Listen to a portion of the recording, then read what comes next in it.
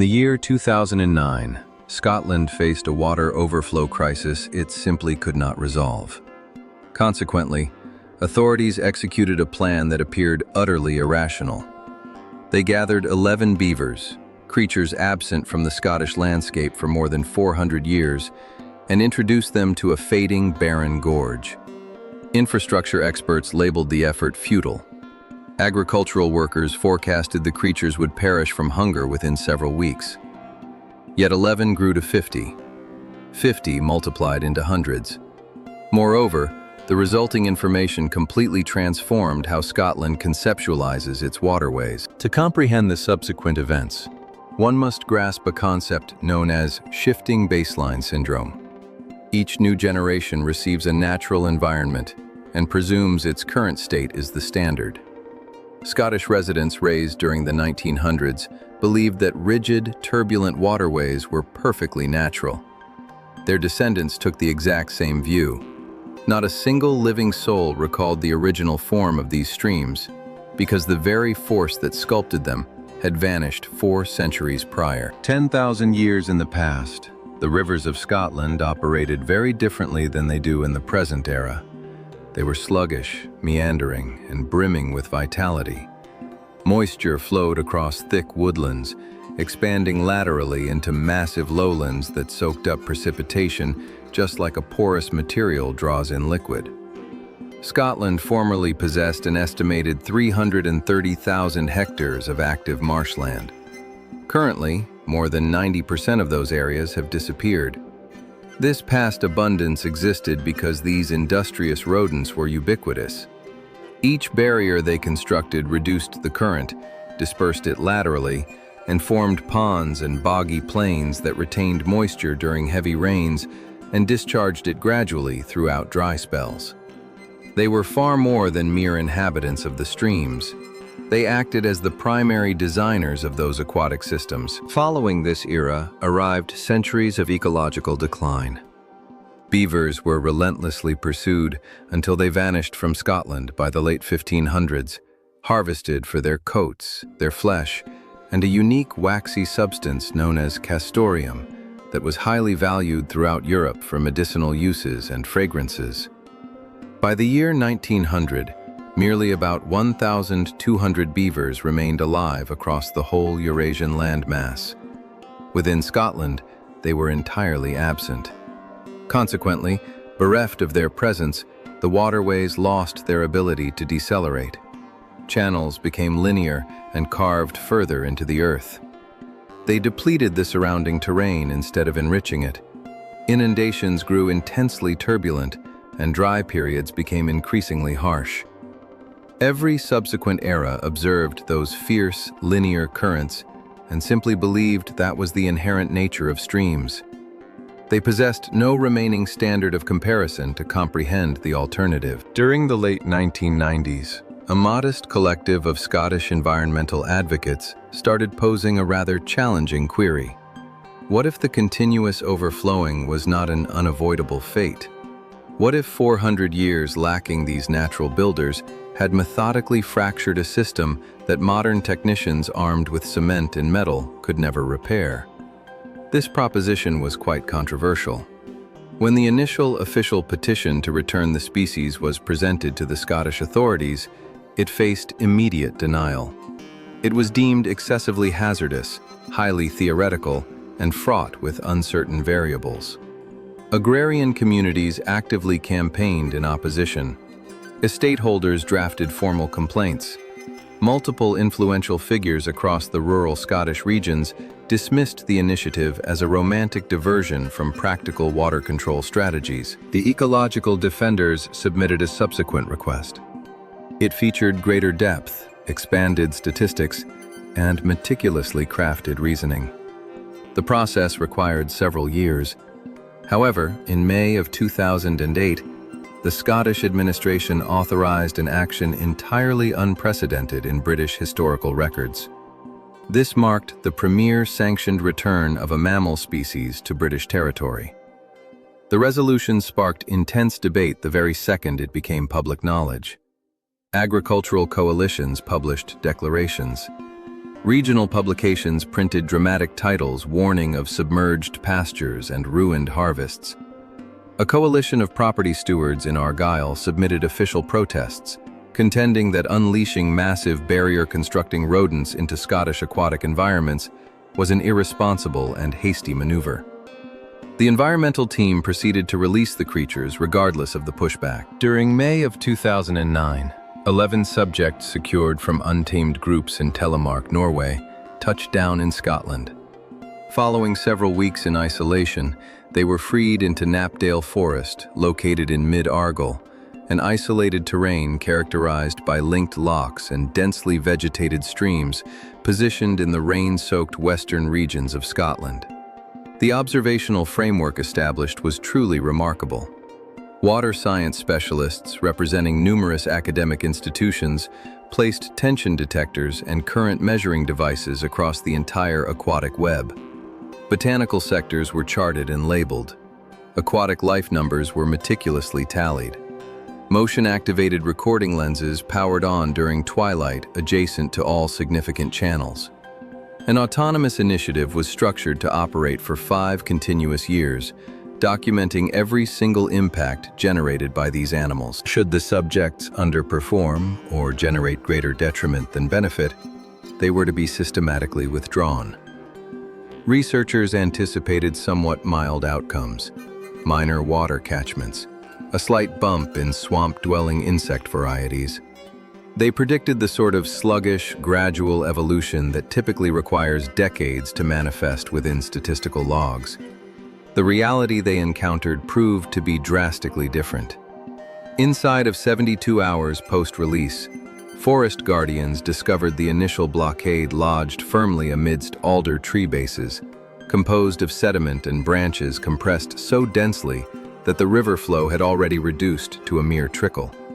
The industrious mammals had labored continuously throughout the darkness.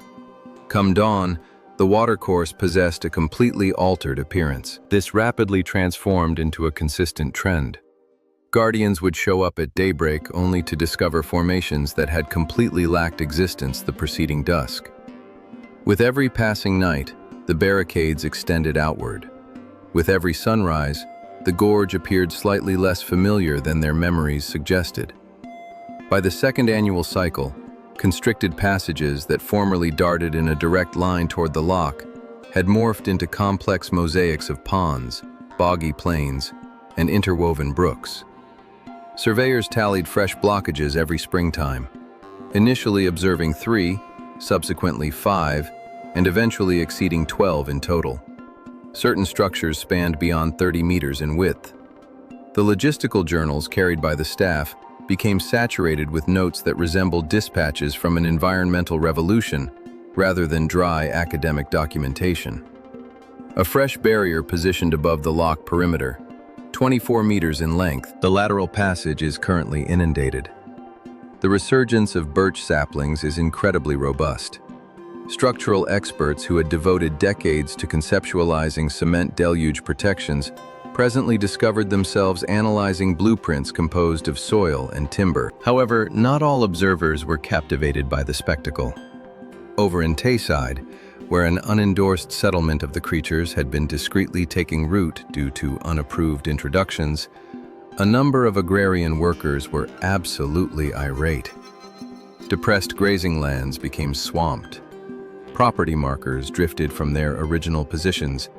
Timbers situated alongside the river edges toppled within a single evening.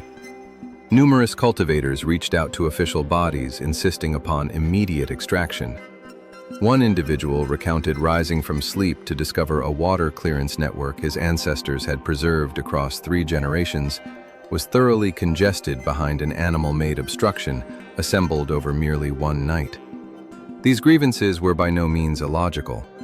They represented genuine financial damages affecting operational agricultural enterprises. For a brief period, it appeared as though the dissenting voices might triumph. The Scottish Natural Heritage Organisation was inundated with official grievances. Inquiries were formally presented within the parliamentary chambers. A fraction of the regional media published narratives portraying the animals not as environmental saviors, but rather as agrarian saboteurs. The naturalists, who had invested years battling for the initial reintroduction, were now forced to struggle just to maintain the project's existence. At that critical juncture, the University of Exeter released its analytical conclusions. By evaluating more than 1,000 severe weather occurrences spanning 4 distinct beaver habitats across Britain, academics discovered that these natural barricades dropped the median deluge velocity by a maximum of 60%. In the county of Devon, swamps generated by these mammals were retaining upwards of 24 million liters of moisture, which equates to the volume of 10 Olympic swimming basins restrained by absolutely nothing besides timber, earth, and pure natural drive. Torrential surges dropped by a median of 30% amid intense precipitation episodes. The primary water scientist examined the informational records and simply nodded in disbelief. Their digital simulations proved incapable of mirroring the events that had organically unfolded out in the terrain. Yet the specific detail that completely stunned the mechanical planners was not the sheer capacity, it was the remarkable durability. A cement barrier demands routine evaluations, consistent upkeep, and dedicated restoration teams. An organic blockade, fractionally swept away by a surge, finds itself reconstructed within a matter of days. It emerges sturdier and more optimized than its previous iteration. These creatures do far more than merely construct foundational systems. They preserve them, enhance them, and react to structural breaches with automatic precision. Absolutely no man-made mechanical framework operates in such an autonomous manner. Following this arrived the statistics regarding the salmon, an outcome that absolutely no individual had foreseen. Investigators previously worried that the animal barricades might obstruct the migratory paths of the salmon and devastate one of Scotland's most vital aquatic resources. Conversely, they discovered adolescent salmon prospering within the chilled, leisurely ponds situated to the rear of the blockades. Fluid resting behind these natural assemblies flows 2 to 3 degrees colder than within exposed passages, which is exactly the thermal condition immature salmon require. Ecological audits located youthful fish in zones where 0 sightings had been documented for multiple years. The industrious rodents were not simply resolving a dilemma stemming from historical eras. They were inadvertently constructing environmental architecture intended for a future timeline that humanity had not even begun to prepare for. During November of 2016, the Scottish administration delivered a formal declaration. The populations were permitted to remain on a permanent basis. The exact same governing body that previously dismissed the initial integration pitch, and which had dedicated years to requesting statistics, surveillance, and proof, now proclaimed these mammals an enduring component of the Scottish ecology. In May of 2019, the Scottish legislature granted them the status of a protected European species. This represents the identical legislative shielding provided to flying mammals, river otters, marine dolphins, and untamed felines. Several of the agricultural workers who had voiced the most severe complaints started enrolling in reimbursement programs and structural management assistance. This served as a pragmatic recognition that the creatures were not departing, and that mutual habitation remained the sole practical route moving forward. Over in Tayside, where the groups had settled without formal invitation and provoked the highest levels of friction, a highly surprising event occurred. Analysts started recording the identical deluge mitigation impacts that the Knapdale region had previously exhibited. The unendorsed settlement that previously triggered immense debate was yielding the exact same consequences as the meticulously observed authorized experiment. The statistical evidence remained entirely indifferent to human political struggles. By the year 2020, the Scottish population of these animals had expanded to approximately 1,000 individuals, spanning across more than 250 distinct zones. Currently, the figure exceeds 2,000, multiplying organically into fresh river networks, emerging within watersheds where no human placed them, chasing the currents into gorges that were perfectly primed for their arrival, even if the local caretakers were entirely unprepared. This behavioral cycle commenced replicating itself throughout the entirety of Europe. Within Germany, the Netherlands, and Poland, regional populations that hovered near absolute zero precisely 1 century ago currently register in the tens of thousands. Across every single nation, an identical progression unfolds, featuring initial introduction, profound doubt, undeniable statistics, and eventual quiet from the cynics. During February of 2025, the United Kingdom administration proclaimed that untamed releases would be officially tolerated across the entirety of England. Wales is currently evaluating its very first authorized introductions, an initiative that kicked off with a denied petition, and a small fraction of resolute ecological defenders has evolved into a continent-wide re-evaluation of how aquatic currents function. Journey back to that specific gorge, the location that appeared entirely lifeless just a short time prior. The moisture navigates the landscape in a radically altered fashion nowadays. Catchments glisten in spots that formerly featured nothing besides parched, fractured soil. Willow shrubs have firmly anchored themselves. Winged insects flutter just above ponds that lacked any existence merely 5 years ago. Botanical varieties have surged by more than 40%. Aquatic voles have returned. River otters, barn owls, and right below the surface, a fundamentally larger mechanism is adapting. These mammal-created marshes trap carbon within saturated silt rather than emitting the element out into the global atmosphere. Within a nation hemorrhaging carbon dioxide from deteriorating peatlands, this specific function holds significance stretching far past any isolated gorge, and absolutely none of this process was guaranteed. The movement necessitated individuals who submitted formal requests that suffered rejection, only to submit them once more. Academics who maintained their resolve whilst agricultural workers insisted the entire trial be terminated. An administrative body that ultimately reviewed the gathered metrics and reversed its former stance.